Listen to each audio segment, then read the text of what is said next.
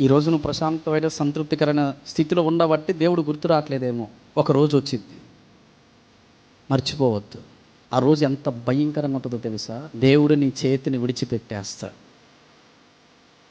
ఇక సైతానుగాడు వస్తాడు, నీ భార్యను కదిలిస్తాడు, నీ పిల్లలను కదిలిస్తాడు, నిన్ను కదిలిస్తాడు. ఒకరి తర్వాత వెంట ఒకరు సైతానుగాడు పెట్టి శోధనలు తాళలేక తట్టుకోలేక డాక్టర్లకు అడిగిపోతే పనులు అవ్వక, బంధువులకు అడిగిపోతే పనులు అవ్వక, స్నేహితుల దగ్గరికి పోయి పనులు అవ్వక, సేవకుల దగ్గర పోయి నా స్థితిని బాగు చేస్తాడు దేవుడు అని అడిగితే సేవకుడు ఉపవాసం ప్రార్థన చేసినా, నువ్వు ఉపవాసం ప్రార్థన చేసినా దేవుడు ఏమంటున్నాడో తెలుసా? మీరు అప్పుడు చేతులు చాపుతారు. ఇప్పుడు కాకపోయినా ఒక రోజు వస్తుంది నీకు.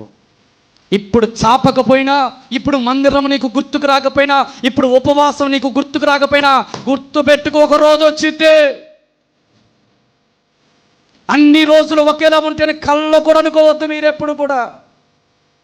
అన్ని రోజులు నువ్వు అనుకున్నట్టుగానే జరుగుతేనే అనుకో. మాకు దేవుడికి ప్రార్థన చేయకపోయినా, దేవుడు మందిరానికి వెళ్ళకపోయినా, దేవుడు వాక్యం వినకపోయినా, దేవుడికి లోపడకపోయినా, దేవుడికి ఇవ్వకపోయినా, నీవు అంతటిగా నువ్వు జీవిస్తుంటే, అన్ని కలిసి వస్తుంటే ఇక ప్రాబ్లం లేదు నాకు.